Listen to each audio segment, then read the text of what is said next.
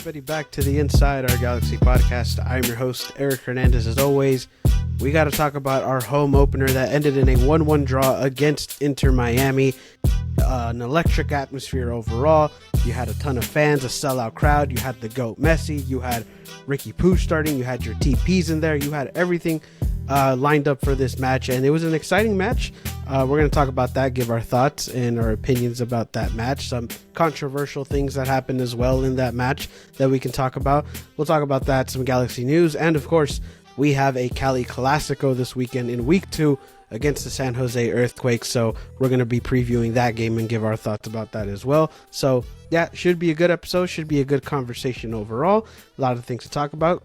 Glad you guys are here. And of course, with me as always is my co-host, LA Galaxy Central. How you doing, man? I'm doing pretty good. After a very eventful weekend, it has kind of been a slow-moving week, but I'm really happy to be here right now and talk about the Galaxy and what's to come and what happened. Yeah, definitely a very eventful weekend for whether you went to the game or you saw it at home. It was pretty entertaining match. Of course, match of the week. This was going to be the one that was advertised the most and everything. So it was going to be a spectacle no matter what happened in this game. But yeah, now we have now that a few days has passed, we had time to process that match. Get our actual thoughts in there instead of the overreactions and things like that. But yeah, I mean, let's get right into that game, man. Let's talk about Inter Miami and Messi and company. So, of course, like I said, 1-1 draw was the score. You had a goal by Dejan Joveljic in this game. You also had, of course, Messi scoring for Inter Miami. A game that definitely, at least for the Galaxy, just went out like right away. A game where Galaxy knew what the objective was. Galaxy went in with the right mindset. Whether it was the players, the coaching staff, everybody went in with this good mindset of just pressuring this Inter Miami team, testing this Inter Miami team, and you saw a lot of that in the first half for this game. Unfortunately, there was also a missed penalty in that game as well by Ricky Pooch in the first half, but you saw a lot of things from the Galaxy that were good. Just the right momentum and the right mentality that this team went out with. It's unfortunate that we didn't get more than one goal. And also the fact that, we ended up tying later on due to a controversial call. And, of course, for the Galaxy, it was just like they knew what they were doing in this game. And I think that was something that was really good, seeing from this Galaxy team. And after that, that game in general, a lot of people have their hopes up. A lot of people have their optimism set high for this Galaxy team. But, of course, after watching that game, what are your thoughts, man? How'd you feel about that? Yeah, so before I get into the game, I just wanted to say one thing. Just being at that game in itself, I kind of took some time to think about it.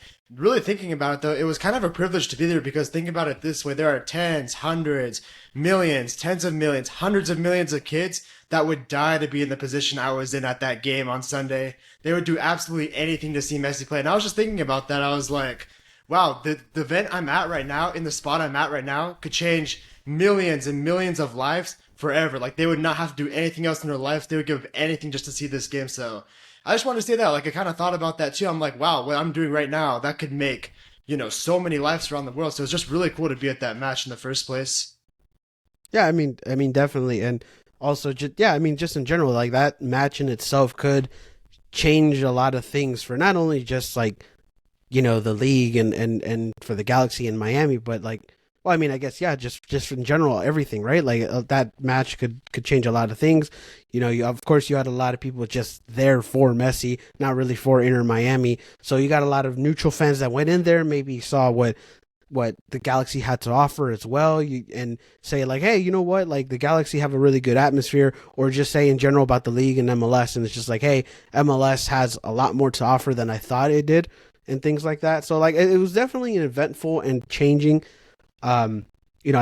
Changing, or I guess you could say life-changing event for some people. I mean, in general, just seeing Messi is a life-changing event. I even think I saw on your story the other day, you were you casually just said, yeah, I want to go watch Messi. Not everybody can say that they went to go watch Messi, unless you either lived in Barcelona or, maybe lived in Argentina for those matches or, wherever he played, right? So it's not everybody gets to experience that. And so it is kind of crazy just for people to say that. Unfortunately for me, I wasn't there. I had to, watch this game at work. Unfortunately, so for everybody who was there, like that's really good that they got to experience that. But I mean, overall, this event was good. Like I mean, you had the celebrities, you had the star players, you had just the atmosphere with the supporter groups and just loyal fans as well. Like it really gave a good atmosphere, right? So yeah, definitely was an event to remember, not only just for Galaxy fans, but also for Inter Miami, but or for MLS, but just in general for the play for the players, everything that happened on the pitch. What are your thoughts about that? How'd you feel about this Galaxy team in this match? Extremely encouraged with what I saw, actually. Like I was talking about last week, I wasn't very sure about this game because you had a lot of new players out there that weren't exactly familiar with each other. You'd have a lot of guys who would not have a great understanding of each other. And I just thought with that, like you'd have the first game and then you would have many holes in the team. You would have many areas on the field that can be exploited with guys like Suarez, Messi, Alba, Busquets that would just be picking holes throughout your entire defense. But that really did not happen at all. The Galaxy did a really good job staying together as a unit, really communicating, really trying to cut out many errors. Obviously, we had a few mistakes throughout the game, but it's week one. That is normal to expect. But I thought a majority of the game we did a great job. We were very focused. We played really hard. We played for the fans. The team looked really motivated. It was a good showing. I think we represented MLS very well, unlike some other MLS top clubs that played Inter Miami before. Like I was even telling myself this too, like any casual fan of Messi or Inter Miami would probably watch the LA Galaxy and say like this is one of the best teams in MLS we've had to go against at Messi's time at Inter Miami. And that's true. The Galaxy really did a good job giving them a great test, and I was very impressed with how they played. It's unfortunate not to get the win, but the effort was there, and we should try to see this team going forward because I liked what I saw. Yeah, definitely. Like there was and I said in the beginning, like this was like Galaxy just went right away into this. Like you can tell that they went in with the momentum of just like, and that's a good thing too, right? That they didn't, I guess, sort of buy into the hype of Messi, right? Like, and not to diss any other MLS teams or any other MLS players, but I feel like there's always this thing where it's like because they're going up against Messi, the fan side of them comes out and it's like, holy crap, like I'm going up against Messi, like this is like a guy I've been watching like for how many years or whatever, or like somebody I idolize, and it's like for the Galaxy, I feel like the players didn't really have that. They was just like, hey, like we're gonna go in here with to make a statement to send a message out there to say like, hey, like we don't care if you have Messi, we don't care if you have Suarez and all these other players. Like we're gonna go in there and give you a fight, and I think that was awesome, especially from players like Serio, for example, who went and barked in front of Messi and stuff like that, chirping and stuff like that, talking back to him and stuff like that. That's the right mentality you have to go against with that Miami team and Messi, and it's just like I really enjoyed seeing that from the Galaxy and having that just that mindset for the team. But of course, I mean, I did like what I saw. I saw a lot of things from players. I saw a lot of things just from even players that haven't had much minutes. Like Paint still or like Peck, like there's a lot of players that did well, like in this game. It's really unfortunate though that I guess the only bad part was just that we didn't score as many goals as we thought we would. Obviously, Drake Callender was just amazing for Miami in that game. It was probably like the man of the match for them in that sense, right? So, yeah, for like that was probably like the only bad thing is that we probably should have scored more than what we should have. I don't know if you agree with that or not, but that's probably one thing that I'd probably be disappointed in is just that we should have scored, more than we should have in that game. Yeah, I definitely agree with that for sure. Yeah, definitely. Of course, which by the way, like we could have had a goal with the penalty with Ricky Puig. A lot of people kind of had their voiced their opinions with Ricky Puig taking that penalty. Did you think that was the good choice, trying to give Ricky that penalty, or should have been somebody else? Personally, no, I did not like that decision because my personal philosophy of penalties is whoever wins it gets offered it and gets the priority to take it. So if Joseph Painstill drew the penalty, which he did, Ricky Puig should offer it to Joseph Painstill. If Joseph Painstill says, hey, I don't want it, then okay, it can be Ricky Puig's penalty or it can be someone else's penalty. But, I wasn't on the field. I don't know what was said, but from the gestures, it didn't look like Ricky Puig even offered it to Joseph Painstill. It looks like he just took it and said, hey, this is mine. This is my team. I was here last year. I'm going to do it for myself. And I mean, if you do that, you're going to have a lot of expectation to not only make it, but if you miss it, even more questions are going to be raised about it. So, no, I was not very happy with that. And now it's like the third or fourth missed penalty he's missed with the Galaxy. So I think the Ricky Puig penalty experiment, truthfully, needs to be done. I think we've seen enough of it. the penalties have been a major problem since Zlatan Ibrahimovic left the Galaxy, and we still have not found that guy to take them. I think someone mentioned to me Payne still took penalties at Genk. We know Joveljic can be decent at penalties, so maybe if we get another one in the future, we gotta try someone different. But the Pooch penalty experiment is not over, and I was not a big fan of him not even offering it to the guy that drew it. Yeah, definitely. I mean, obviously the only two guys I did like I say shouldn't have taken that penalty was Ricky Puig and probably Dejan, just because I didn't want Dejan to already feel that pressure of scoring right away, which he did get a goal later on, so that boosts up his confidence. But if let's say if Dejan missed that, that could affect his confidence later down. So it's a good thing that Dejan didn't take it, but for Ricky, that shouldn't have been the guy to take it. And I don't know what's the team's philosophy of like the penalty takers. What I have seen from Greg Vanney at least is that he sets a guy there, and then once they miss it, that's kind of when they shift. So it's fair to say that Ricky Not Puig is really. not going to take. I've seen it before that he sort of shifts the guy. Once He's missed Ricky a lot of misses, times though.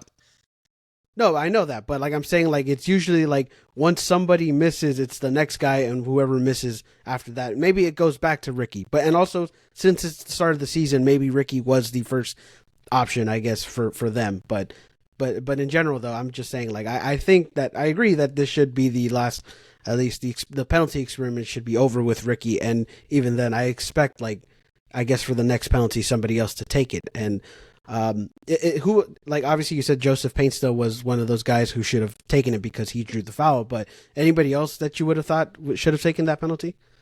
Should have been Petzl's penalty, honestly, if he wanted to take it. He drew it. He should be the one who takes it. You live by his penalty, you die by his penalty. That's just kind of how I think of it. Yeah, fair enough. Yeah, I would agree with that as well. One other question, obviously, which was I guess not really team related, but obviously refereeing was a topic of conversation in this game. How'd you feel about the refereeing? Obviously, there was that one controversial call where, I mean, let's be realistic. I mean, the Galaxy have sent an appeal for it, and hopefully it should be appealed. If MLS doesn't appeal that call, like obviously, like I don't know, that's just a joke in itself. But refereeing was going to be an issue, I guess, in this game. But how'd you feel about it? What was your thoughts on the refereeing on this? I mean, yeah, the refereeing throughout the whole game, I think on both sides was not great necessarily, but then you go to that specific moment with Sergio Busquets. Yeah, that was a terrible call. There's nothing else to say about it. These are replacement referees, but yeah, it was just a bad call, really. But I gotta credit Sergio Busquets. It was a very, very smart play. Look, he understood that Mark Delgado was on a yellow card. He was sliding in, which was not a good decision by him at all, considering they cannot even review a yellow card on VAR. And he sold the call, and the ref bit for it, and that's it. I mean, that's what he did. That's how he wanted to get his team back in the game. He understood his team needed a goal. He wanted to make it, I guess, easier on his team to get that goal because they weren't generating much offense at that point. So Busquets sold the call. He got it. I mean, it worked. Delgado did not make a good decision going in. I don't think he should have done that at midfield regardless because you're kind of setting yourself up for failure at that point. But the refereeing wasn't very good in general, really. No, it was just not very good. And I hope that red card gets overturned because that was not the way it should have been.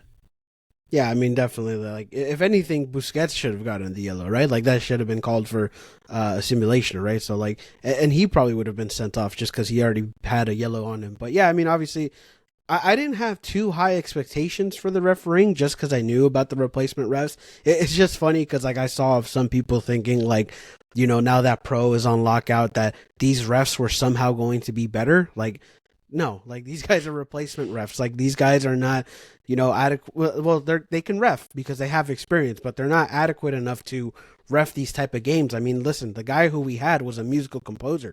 We had Beethoven on the field refing this game. Like there's just like, you know what I mean? But obviously he had his experience because he was a USL one ref, and just a lot of people throughout the league during the week had like refs who'd never really refed an MLS game. I think when I saw the Atlanta and Columbus game, I think the ref only had like college experience. It's like these guys don't have the experience, and for a big game such as this one, like I mean, it was. I mean, what more can you do? I mean, I guess they were okay because that was really the only controversial one of this week was that call. So I guess kudos to the to the replacement refs. But yeah, I mean, overall in general, it wasn't good at all. For either side. But Yeah, I mean, yeah, and also credit to Busquets because I agree with you on that as well. It's like he knew what he was doing and he knew he was going to get that call because he's Sergio Busquets, and also he just knew what to do in that situation. But um, yeah, I mean, refs were okay, I guess, in this aspect of it. Yeah, I'll say one more thing though. Like we have a $2 billion TV deal, and now we have the greatest player of all time in our league. But you can't pay the referees like seriously, guys. After adding more competition, you can't give the referees like a slight raise. We really have to just waste time and have this lockout. I think that's just very, immature and kind of silly, and is just rubbing MLS the wrong way yet again, like they've already done many times over the last couple of months. Yeah, definitely. And you know what? This just gives leverage to the refs. So I hope they get more than they asked for now, because it's like the more this goes on, it's like I'm sure fans are going to be upset, teams are going to be upset, and coaches are going to be upset to the point where that just helps the refs in their favor, like that helps the pro guys in their favor, which listen, like I understand like pro, like I'm not like a big fan of pro, like I know like a lot of people, but at the same time they got the experience. I mean, some of those guys are even World Cup guys, like they've even ref World Cup games and stuff like that, and international games and stuff like that. So those guys have the experience, and yeah, for MLS to just not give these guys what they want, like obviously they it has to be realistic. It's not like they can get paid like a fortune or something, but if a slight bump in their pay or anything like that and benefits and stuff like that, if the league can't provide that, like what are we doing? Like like that's just what sometimes makes this league look bad in a sense, right? Like you said, like we have the greatest player on earth playing in this league, yet we can't pay our refs. So that's disappointing to hear nonetheless. But I yeah. have one more thing to add about that Busquets play though. Mm-hmm. Go ahead. Yeah, so do you think it was a bad decision by Mark Delgado just to go sliding in like that? Like, I just think, like, why would you do that? Busquets was in the middle of the field. You already had a yellow card. You know they can't review a yellow card on VAR, so why would you just put the referee in a position to make a very difficult call? And Busquets is a very, very smart player, so he knows he's coming. He knows he's on a yellow card. Of course he's going to go down. Why would Delgado put himself in that position in the first place? I mean, I guess in a sense, because yes, I agree. He did kind of go in, if he made contact, that would have been pretty bad. But I mean, I don't know, because it's like I don't want to blame the player because at the end of the day, it's just like I blame both, I don't know. honestly. You got to know where you're at right now, but at the same time, the refs have to do a much better job. I still put it more on the refs than I do on Mark. Like, yeah, sure, could he have gone, you know, maybe not gone as egregious on that? Yeah, probably. But at the same time, it's like for the refs, you got to realize, like, you got to make the right call. Like, listen, like Busquets like went down when Mark Delgado like passed him, like. Like he had already like slid past Sergio Busquets, and then Busquets just falls. Like, like as a ref, like how do you not notice that? And I don't know where he was positioned at that point. Maybe it was tough to see if he made contact or not. But at the same time, it's just like like I don't know. Like, but again, like I don't blame too much of these refs because they're replacement refs at the end of the day. Like they're just there to really just get the paycheck and the experience, right? This them roughing an MLS game is just going to give them put something on their resume whenever they get another job. But at the same time, it's just like I still blame a little bit more of the refs on this decision more than I did with Mark. Also, one more thing though, Messi pointing the direction on the penalty kick was very funny actually. Like I don't know if that was intentional or he got lucky or he really just knew where Puch was going to go based on his positioning and the way he was facing. But the fact that Messi actually predicted which way the penalty was going to go, I found that pretty impressive. I did, yeah. That was kind of interesting because I saw that online when they posted it, and it's just funny because a lot of people were like, "Oh, like you're really giving Messi the credit when Drake Callender was the one who made the save." Like obviously, yeah, credit to Drake Callender, but I don't know. Like I thought that was interesting for sure. I don't know if he did or not. I mean, Messi is the GOAT. He knows a lot of things. He's been around for a long time, so I don't know. It could be just where he knew, and obviously he knows Ricky from Barca and stuff like that. So I don't know. Maybe he did know, but. Or he just got lucky. What if he wasn't? What if it wasn't even like he was pointing at the penalty? Like, what if he just saw like a bird or something? And he's like, oh look, a bird. Like, and that's why he pointed up or something or down or whatever. It's just I think that'd have been funny. But no, I don't know. I thought that was pretty interesting too. For this game, I like how they really just really locked. I don't want to say locked down Messi, but they really limited their players a lot in this game. And honestly, I want to credit like a lot of the midfield for that. Like I think Ricky Puig played some good defensive ball. Maybe it wasn't that great overall in the night, but I think he had some his moments. Edwin Torrio, I mentioned earlier, had some good moments as well. But just in general, like the defense, just like I think they did a really good job in locking this team down and really limiting the spaces for this Inter Miami team. Like it was just I just didn't really expect the Galaxy to go that like with that drive of just trying to make a statement like that. I don't know. It kind of surprised me. I don't know if it did for you too. I will say for the rest of the Miami team, though, Messi's really the only guy on that team that really strikes a lot of fear in me, and I feared the whole night. Like Suarez, I mean, it looked really bad for him. He looked like he was in a lot of pain. He couldn't really move. Obviously, Busquets still has a very smart brain and mind, but with his legs, he's a lot slower than he was. Alba is still pretty decent, but he's a left back. How much is he really going to hurt you unless he's going forward trying to connect with Messi? So, I mean, outside the whole Barca guys, like this whole sort of big four or whatever, I think Messi's really the only guy that for the Galaxy and at least for me that I was really terrified of the whole night when watching that game and who I felt like was going to be a major threat.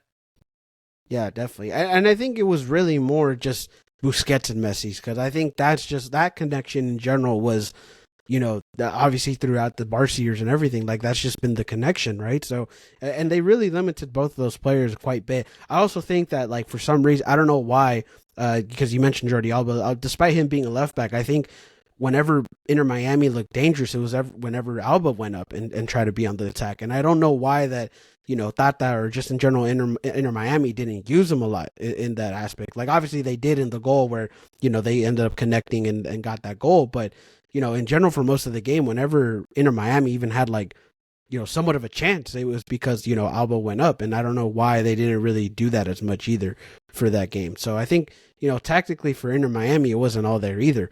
And yeah, I mean, I agree too. It's like outside of those big four, like really what much more is there to this Inter Miami team? I don't think they've really played good in transition. I think their defense was a bit shaky in moments as well. And it's just, yeah, I mean, obviously for Inter Miami, it's just all offense. If Messi and Busquets are connecting, that's going to be the reason why they win games. But outside of that, and you saw it in this game, there was nothing else they couldn't do. Like this Inter Miami team had struggle until the Galaxy had 10 men on the field, and so that's pretty insane. And I think a lot of MLS teams are going to look at that as well. Definitely, yeah. You want to talk about players? Talk about the Sure, the team, how they did. All right, let's talk about the defense. McCarthy was in goal.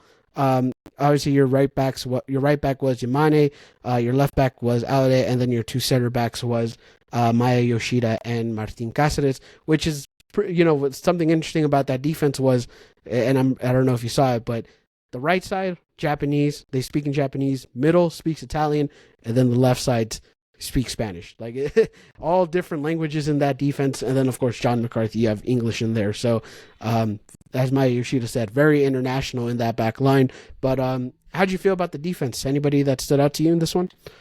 Defense was extremely good. The two veteran center backs did an outstanding job. We definitely questioned them because of their age and how much they had to offer, but this game they definitely stepped up and played really well. Yamane had a very solid debut. I think a lot of people were happy with him, including myself.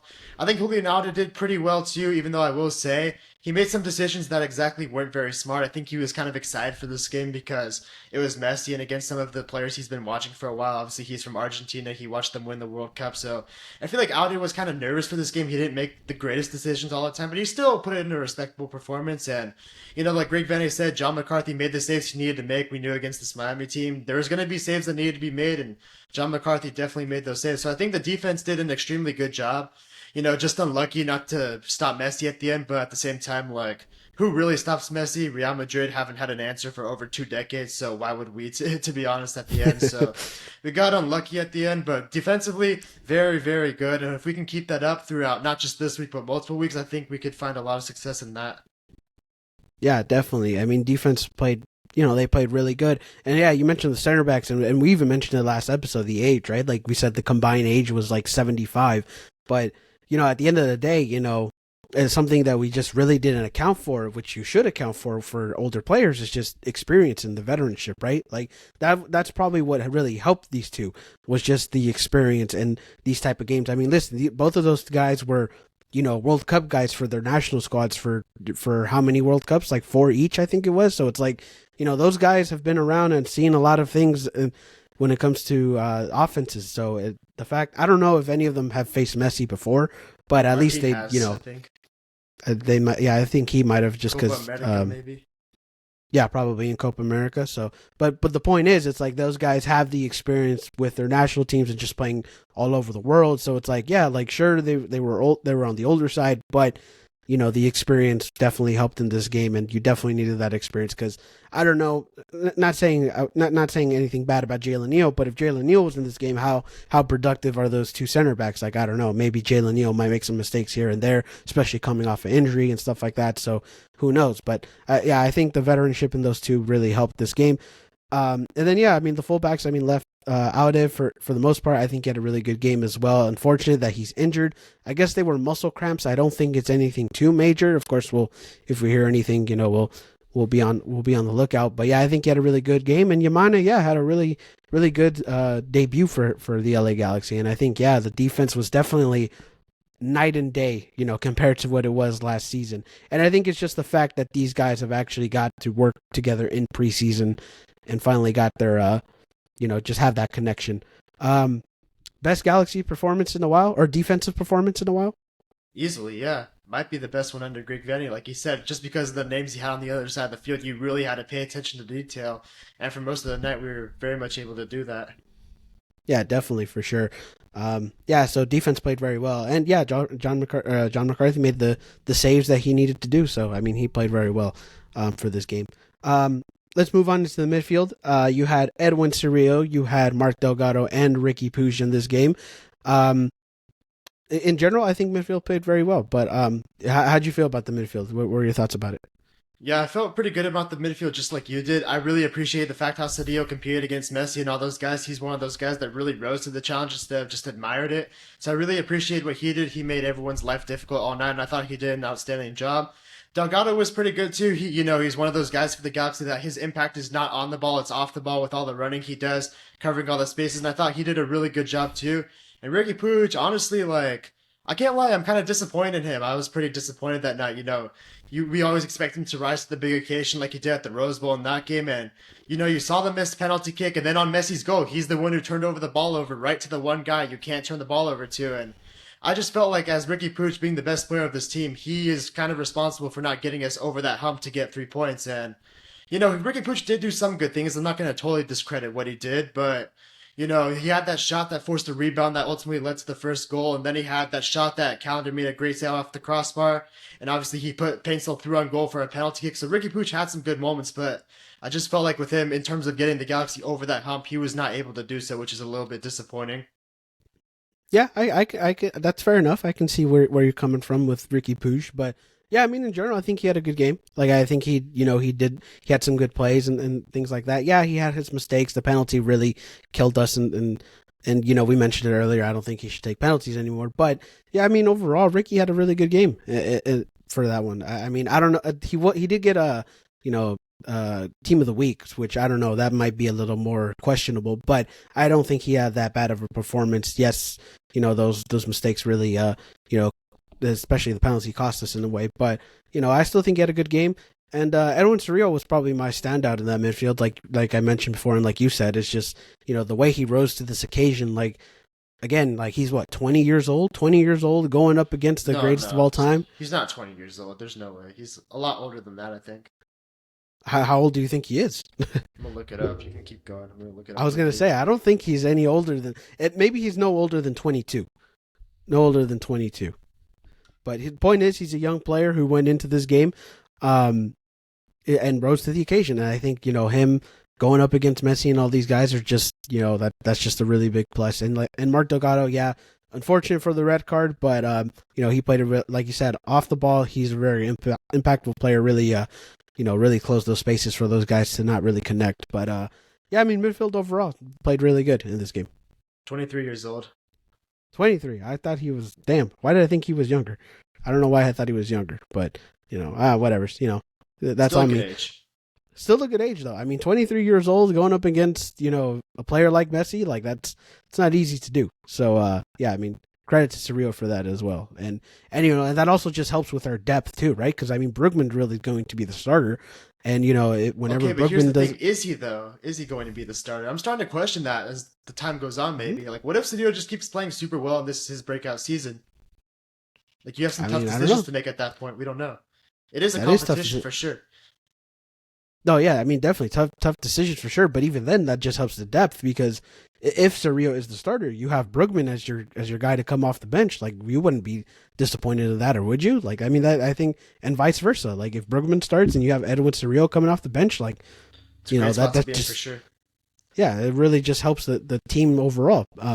So yeah, I mean, I think that's good in that perspective. But that is interesting though because if Cerrillo does play well, or if he keeps starting and plays well, like that's going to be a tough decision for the team, but also very beneficial one because it's like because of the depth part of it. But let's just go to the offense. Of course, your starting offense, you had Paint still, you had Dejan, and you had Fagundes in this one. Of course, we knew that Peck wasn't going to start, obviously, because he's only been here for a few days, and Paint still had been here at least for a good week, so he had his chance to connect with the team. But yeah, offense. How did we feel about it? What were your thoughts about it overall? I would say I felt decently well about the offense. I think Painstill had an amazing debut. That's a debut that I really highly rated. The thing I liked about Painstill, it was he was extremely confident early on, which I really liked a lot. He was taking players on. He was really taking advantage of his pace. He drew the penalty kick. In my opinion, he probably should have taken the penalty kick. And one thing that I really liked is he was taking shots. Like, sure, his final product in the end third wasn't exactly amazing, but the fact that he was taking these shots and had the willingness to take these shots on his debut, on his first game for a new team, really shows a lot of signs of promise and really makes me optimistic that if he can get his final product together like we saw in Belgium the season before where he scored 17 goals, he can really offer a lot to this Galaxy team. But I thought Diego Fagundes was, just okay. He wasn't great. He had some decent set pieces, but really didn't offer too much. I thought when Peck came on, he offered a lot more, which we expected. Peck is obviously a DP player, and I think he's a player that going into San Jose, there's a very good chance he can start, which we'll talk about soon. But yeah, I thought Fagundes was okay, and Jovic, again, another play that I thought was just okay. He didn't really do too much. Obviously, he scored the goal, which is great for him. As a striker, you always want to get a goal the first game of the season. It really boosts your confidence. But overall, he wasn't too involved with the team as much as I would have liked. He's not great with his feet either. He's not a very creative player. So I don't know. The offense, it had its moments, but it's disappointing we couldn't get more than one goal in, which has been a problem dating back to last season. So we're going to have to get that together at some point. And it's early on, but we still got to see progress in that area eventually. Yeah, definitely for sure. Yeah, I mean Fagundes had a solid game. I think he was still good. I mean to go from Fagundes to Gabriel Peck later on in the game is pretty insane to think about. But obviously, because he didn't really practice much this week. But yeah, I mean Payne still was probably the guy in that offense, right? Like I mean his speed, just the athleticism he has in general too is just like I think that's really what made this offense really dangerous in the sense because he would always take on guys and just in general in transition like he was the guy to like sort of lead it, right? Like he was the guy who just took the ball from like midfield all the way down to Miami's goal, right? So it's like Payne still definitely was the guy to look out for in that offense. And for Dejan, like yeah, I mean he didn't look that great. I think in the beginning you sort of saw what Dejan was last year. It's like he has those opportunities and he's just not taking advantage of them. But he did get a goal, so I mean that's only going to boost his confidence and things like that. And hopefully maybe that just you know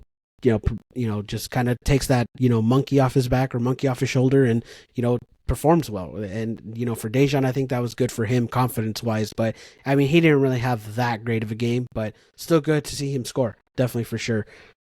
Substitutes? Any subs that stood out to you, or was it just kind of like whatever's about him? Yeah, I think Gabriel Peck had a really good debut for the Galaxy. Obviously, it was kind of difficult for him because I don't remember correctly, but did Gabriel Peck come on when we had the 1-0 lead? I think he did, right? Correct me if I'm I wrong, think but did he come on? I think he came on right like just a bit before the 1-0 lead. Really? Okay, then.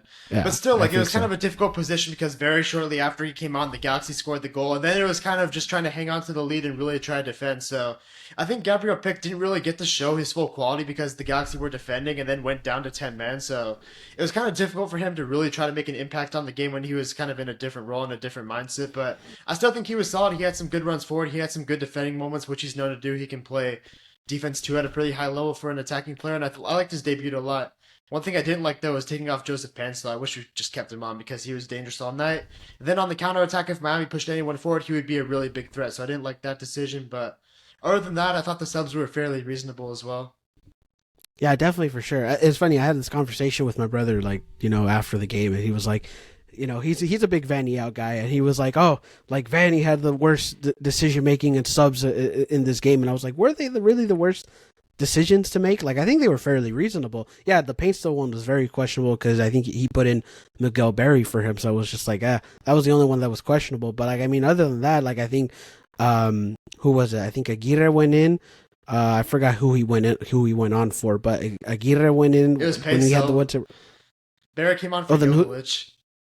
Oh, right. There you go. I got that mixed up. So yeah, so Barry came on for Jovic, and then Aguirre came on for Painstill, which it sort of made sense because like we talked about it before with Daniel Aguirre. It's like whenever we have that like 1-0 lead, or whenever we have that lead, he's kind of that guy who kind of like sustains it. Like, or like whenever we put him in those type of situations, that's when he performs well. So I mean, putting Daniel Aguirre in there wasn't, you know, nothing too crazy, and putting Miguel Berry in was, I guess, whatever's. I guess he had some moments where he looked, I guess, not threatening, but like had his chances, I guess. But he went in. Who else went in? I'm trying to think who was the other sub that went in. Johnny Nelson. Yeah, Johnny Nelson went in for Aude because Aude got, had the cramps and stuff like that.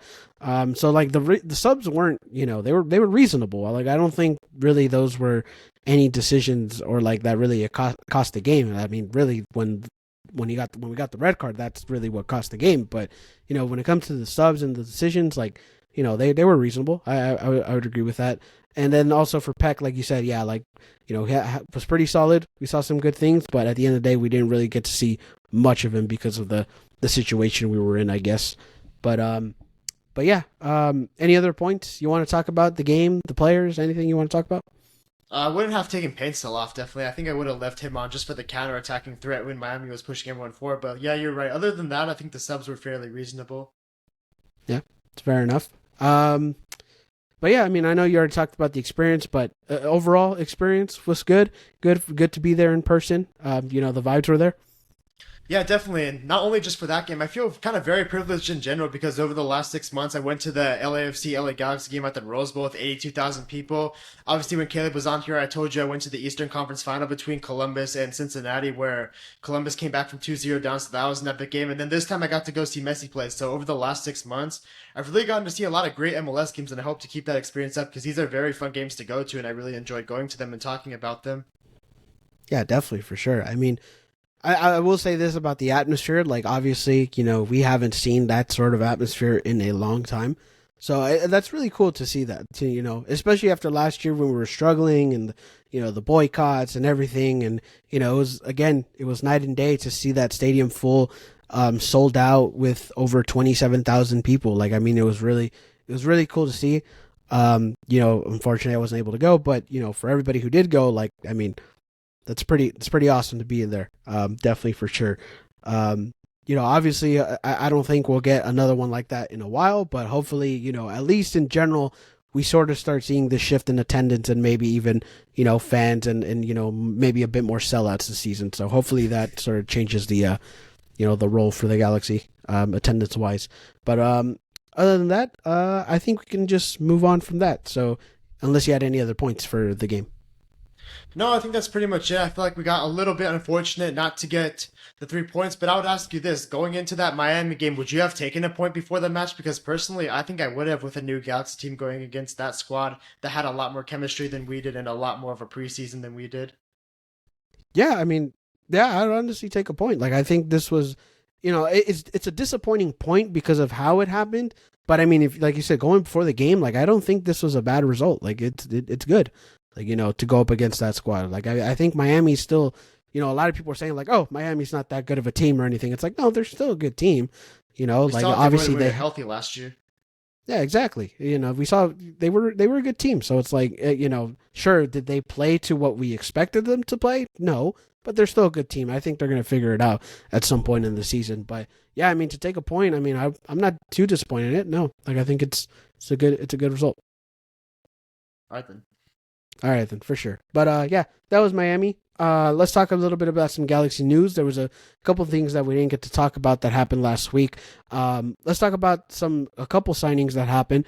Tucker Lively and then B Boot end up getting signed to the Galaxy. They get I don't think they're necessarily first team contracts, but I guess yeah, they do get signed for the Galaxy. I think B Boot got 2 years, Tucker got one, but both of them have club options on them. How'd you feel about those two signings? How'd you feel about that? Yeah, I like Tucker Lively a lot. I saw him in preseason, and I think a lot of Galaxy fans were really high on him. He showed a lot of potential, so I think it's good to bring him back. And Bebo, yeah, he was LA Galaxy 2's best player last year, which wasn't really saying much considering they were one of the worst teams in the league and consistently were getting blown out, but still, he was their best player. I think it's a good young striker to bring in who has a lot of promise, and it's a good guy to keep around, and hopefully both of them could possibly help the second team this year. Yeah, definitely. I mean, those two are going to be some G2 guys, so keep an eye on those guys. But yeah, I mean, definitely for sure, Tucker was one. I'd probably be really disappointed if they didn't sign him, but luckily they did. For a 1 year contract with a bunch of option years, so that's good for him and B Boot as well. That's a good contract, I guess. So those were two contracts, but there were some also some releases that we had last week that we didn't get to talk about. It actually happened like right after we finished our episode with Eli, but Chris Mavinga gets placed on waivers, and Jonathan Bond ends up mutually parting ways with the team. So how did you feel about these ones? Obviously, we didn't get to talk about them last week, but how'd you feel about these two releases? Yeah, so that's just kind of how Will Kuntz is, though. Like, if a guy is not up to standard of this team or of this league, he's going to let him go, and he's going to try to find a way for them out the door. Like you saw with Will Kuntz last year, he got rid of a lot of players that were expiring out of contract. He did not really bring many people back. He got rid of Raheem Edwards. He got rid of just a lot of guys that Greg Vanny probably liked, and Mavinga was not really up to standard of this team anymore. He was a center back depth option, but wasn't very good. Every time we played him last year, he really struggled a lot. So I think Will Kuntz just wanted to, cut his losses with him. He clears a decent amount of salary cap space too. And speaking of clearing salary cap space too, that made sense was Jonathan Bond. Obviously, you weren't going to have a third string keeper making 450K or 500K a year. That just wasn't reasonable at all. So, and obviously, I think Will Kuntz has a relationship with John McCarthy. I think John McCarthy has a certain trust of this coaching staff too, that maybe Bond was starting to lose after the season he had last year. So he won that battle. And then we prioritized Mikovic's development over Jonathan Bond's, I guess, current prime right now, or running out of prime right now, depending on where he's at in his career. So I think it made sense to let him go. You weren't going to have a third string keeper making that much money. You have a decent amount of salary cap space now. Like, you already had a lot. You have even more now, more flexibility. You still have to pay these guys contracts, but they're at least not on the books anymore. There's room to operate now. So I think they're both good decisions. They're both reasonable decisions. It's unfortunate Bond had to leave because he really did have a special connection with the club in 2021 and even 2022. So that was a little more disappointing. You couldn't even find a trade for him or transfer, but Mavinga made sense. He just wasn't at the point in his career right now where he could really compete at this level anymore. Yeah, I mean, definitely. These were reasonable. I think a lot of people kind of, yeah, mainly Bond, they could start to question. Mavinga, nobody really had questions. They were like, all right, no questions asked.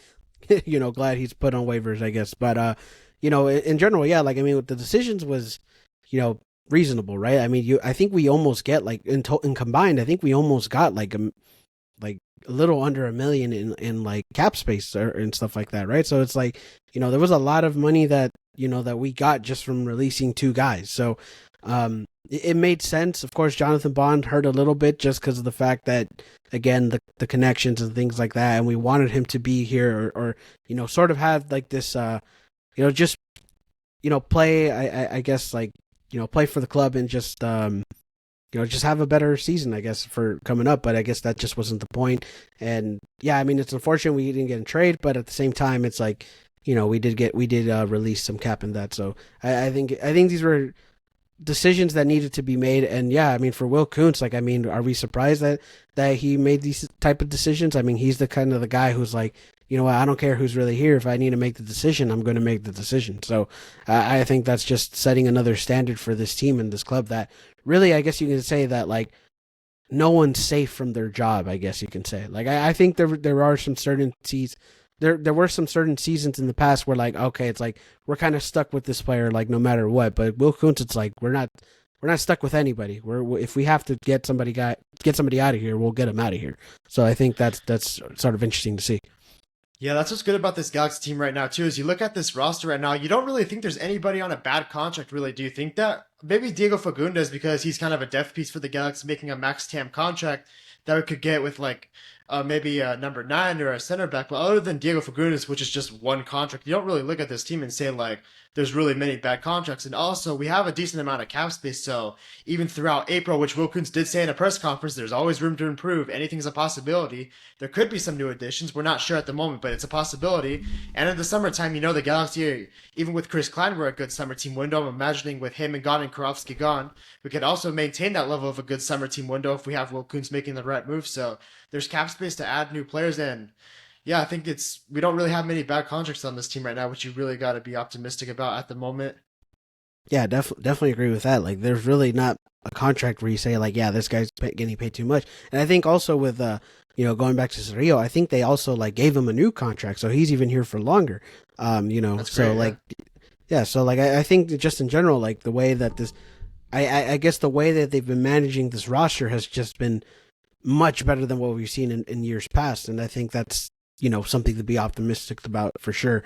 But yeah, like you said, like other than Diego Fagundes, like really, is there anybody that's getting overpaid? Like I don't think so. Like obviously we still need to see what I guess our new DPS are, how they perform. But realistically, with what we've seen, it looks like they could have a really good season. But yeah, I mean, right now there's really nobody who's really been overpaid. So like, yeah, I really do like the way that we've been moving things in general. So And there's oh yeah, go ahead. flexibility too, which is great.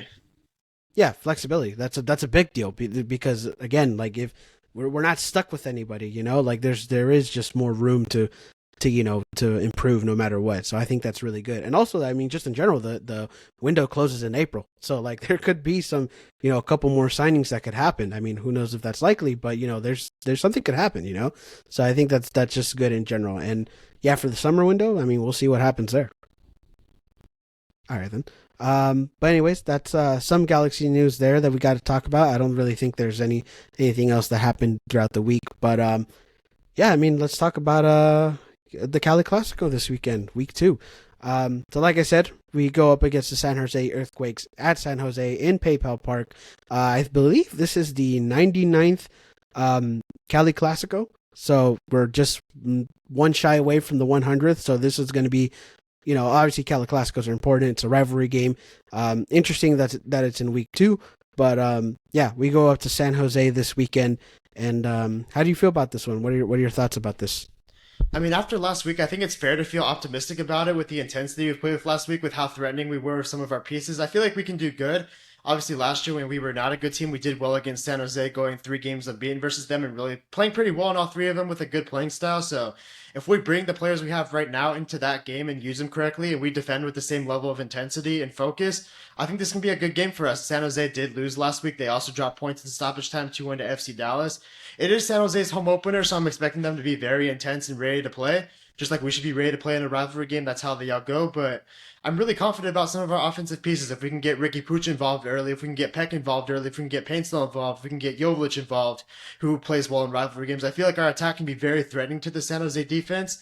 And I feel like with the way San Jose plays, like we even discussed it last year, San Jose gives a lot of our players a lot of time on the ball. Like Ricky Puch, Paintsnell, Peck, Jovic, they're going to have space, they're going to have time. So if we can take advantage of that and really put pressure on that San Jose defense, who conceded a late winner last week, and we defend with that same level of intensity and our midfield shows up, I think this could be a good game for us. And I'm actually going to the game, so I'm hoping it's another successful San Jose trip for me, unless it gets canceled again like it did in 2022 when I was supposed to go. But I don't see that hopefully not happening right now. Well, I think it is supposed to rain over there, but other than that, I don't think there's really any much reason to cancel that game. But no, of course, yeah. I mean, with what we saw with Miami, obviously going into San Jose, you should feel a little bit more optimistic. But of course, rivalry games are rivalry games. Anything could happen. The San Jose could really, I guess, could switch, turn on the switch and play much better. So, but yeah, I mean, of course, it's going to be interesting. It's going to be a fun one, I think, going up against San Jose. I don't know how I feel about a rivalry game already in week 2, but I mean, again, that's not my decision. That's the league's decision and their schedule, schedule makers. But still, though, like going up against San Jose, it should be an interesting one. A lot of things to keep an eye on, and of course, it's a rivalry game, so everybody's going to have their eyes on it. I just hope that it's a good game as well, because I mean, like we kind of mentioned before, the Cali Clasico has kind of had their rough years, and last year was actually a good year for the rivalry. I'm just saying, anything could happen, but for sure though, San Jose is going to be an interesting one. Anybody on San Jose that you think that we should keep an eye on for this game that the Galaxy should look forward to, or?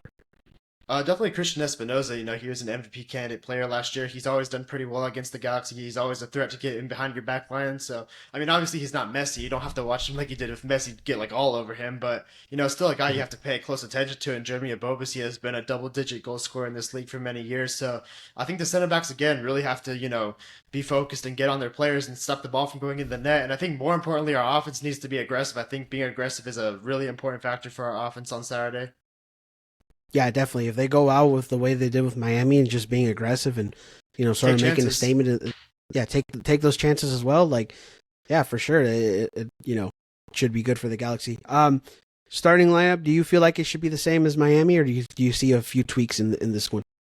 I think the back line should definitely be the same. They're all available. It kind of depends on the Delgado suspension for the midfield. Like, are we assuming he's going to get unsuspended or not? So right now we should assume he's not, correct?